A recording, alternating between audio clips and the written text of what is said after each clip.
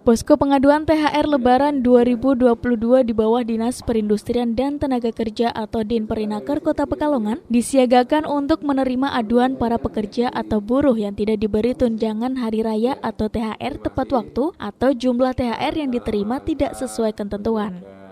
Kepala Dinperinaker Kota Pekalongan Sri Budi Santoso mengungkapkan bahwa guna mengantisipasi munculnya permasalahan ataupun sengketa antara buruh dan perusahaan terkait pencairan THR, pemerintah Kota Pekalongan membuka posko pengaduan pembayaran THR Lebaran Idul Fitri 1443 Hijriah yang telah disiagakan sejak 21 April hingga 9 Mei 2022 nanti.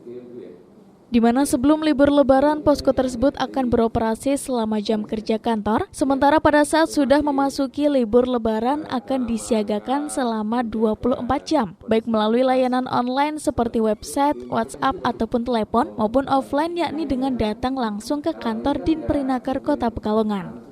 Sebelumnya pihaknya telah mendapatkan surat edaran dari Kementerian Tenaga Kerja atau Kemenaker RI khususnya untuk THR tahun ini dan sudah ditindaklanjuti dengan membuat surat edaran ke perusahaan agar perusahaan memberikan THR pada tahun ini sesuai dengan aturan yang ada.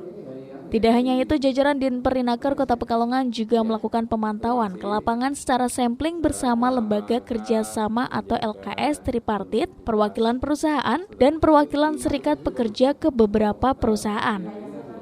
Hasilnya berdasarkan pemantauan tersebut, semua perusahaan akan memberikan THR sesuai dengan ketentuan dan tepat pada waktunya. Lebih lanjut, SBS menjelaskan untuk ketentuan pemberian THR sesuai aturannya berbeda-beda, di mana ada kategori pekerja harian, bulanan, dan juga tahunan. Kita telah melakukan beberapa langkah kepada teman-teman stakeholder ketenagakerjaan melalui pemberian himbauan,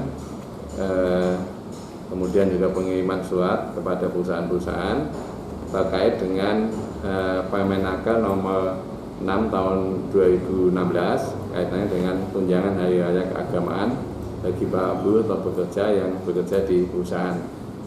Kemudian juga sudah ada edaran dari kementerian khusus untuk THR tahun ini dan sudah kita tindak lanjuti juga dengan membuat surat edaran ke perusahaan. Intinya agar perusahaan memberikan THR pada tahun ini dengan sesuai aturan yang ada dan kalau diusahakan dapat diberikan paling lambat 7 hari sebelum pelaksanaan Hari Raya Idul Fitri.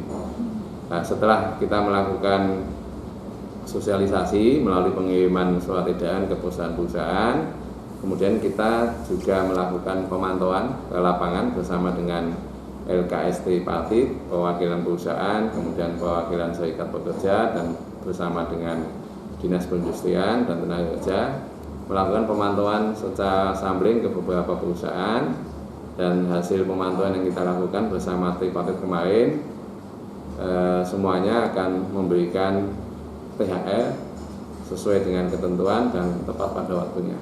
Ini tentu berbeda-beda, jadi ada yang kategori pekerja harian atau bulanan, ada yang bekerja tahunan. Secara umum, kalau bekerja dalam jangka waktu 12 bulan atau lebih, maka dia akan mendapatkan THR sama dengan 1 gaji atau 1 kali upah dalam 1 bulan. Nah, sementara kalau yang bekerja harian itu akan dihitung dulu gaji bulanannya berapa. Nanti ada formulanya, intinya berapa bulan dia bekerja dibagi 12 bulan kali dengan gaji bulanan yang dia terima. Itu sudah ada formulanya, perusahaan sudah mengetahui, serikat-serikat pekerja sudah mengetahui dan selama ini bisa berjalan kondusif. Hanya kita memantau agar pelaksanaannya bisa tepat waktu. Ada di sini, ada juga kita siagakan layanan kita, bahkan bukan hanya untuk THR saja, tapi juga layanan Dinperinaker pada umumnya itu bisa diakses melalui web kita.